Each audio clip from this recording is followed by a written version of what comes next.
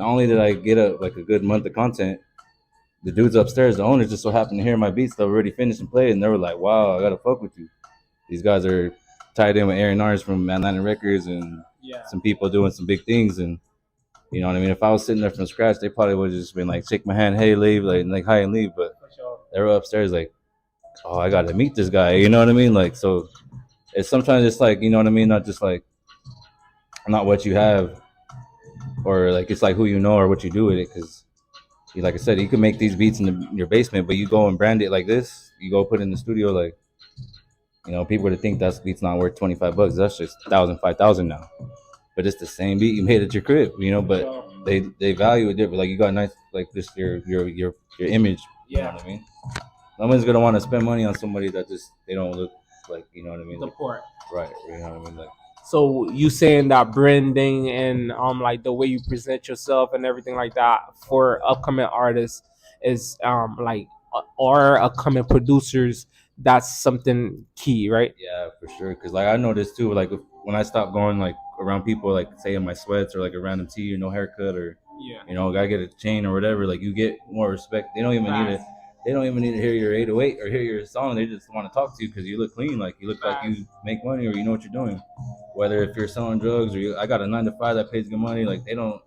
They see you in the studio. They don't care about how you got that. They look. They're like, all right, this guy's look legit. Like he looks like what I mean. But they don't even hear your shit.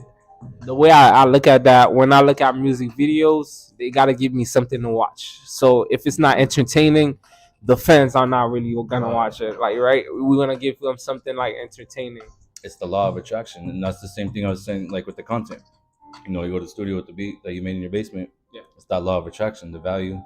Same thing, your image, like, you look more, more of a person that you want to talk to. Like, you want to look like somebody that's either smarter than you or makes more money. Like, you don't want to be the best person in the room. Like, you want to, you know what I mean? Surround yourself around people that are sharks too. Wow. You gotta look like it. For sure. So how do you go about like getting your music out there, like getting your music heard, like getting your music to the right ears? How do you go about doing that? Man, that's one thing I barely learned, because if you asked me that like a year ago, I probably wouldn't be able to answer it. I just been going the average route, but I mean, this last trip with that, going to Atlanta, the last Airbnb event, kind of like this one, life changing. Like I went to the bowling event. We weren't even at a studio or bowling, and I met some of the biggest producers in the world, and like that kind of like even like the geolocation on my Instagram, like just me tagging them in my pictures, and it wasn't like tagging them in a beat. They were in my pitch. Like Instagram saw that, and they like, I don't know, my views went up. Like it was weird. Like, but like say if I'm typing tight beats, that's different. But like no, when you're meeting the person, like the system sees that. It's weird. You know what I mean? Mm-hmm. Or when you travel, like they see that. It's so weird. Like I don't know. I don't know. Like they're like organic views. That's how it kind of was, and like you're meeting actual people who matter, and like going like where I'm at in Denver, like there's some decent people doing some things and whatnot, but like there's not really events where like I would have met some idols and big names like I did when I traveled. Yeah. And same thing coming here, meeting people that are serious, that like on the same page as you. For sure. Because sometimes it sucks when your circle in your city, you want to work with them or keep them around, but like it's not worth it. You want to work with. Sometimes you might end up making new friends. That's what happens. Like me and this dude, like what I mean? It's, like I barely met him last time, and like this is what we do, and like you meet people with the same similar interests and the same desires. Like those, you end up getting new people. Like, that's how I met. Like hearing everybody else's background stories. Like they travel. Like Twisted Genius, like he came from like Houston, and like other people. Like now they're all in Atlanta, and like that's all their new best homies now. Like. And you say you've been to Atlanta. Like I never been to Atlanta. How's the Atlanta music scene? One thing about music producers that I always hear, right?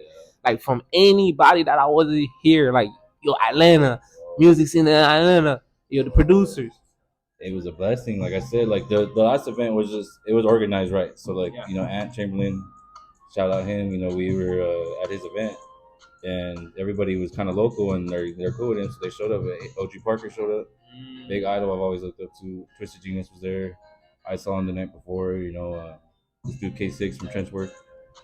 Danny produced this. Younger Next Life. Dudes that worked like on Future's album, Chris Brown. Like some big dudes were there. Like, and it's the thing. Like you know, they're just not only are they down the street, but like they're like, you know, they're close and they network, they're call away. Like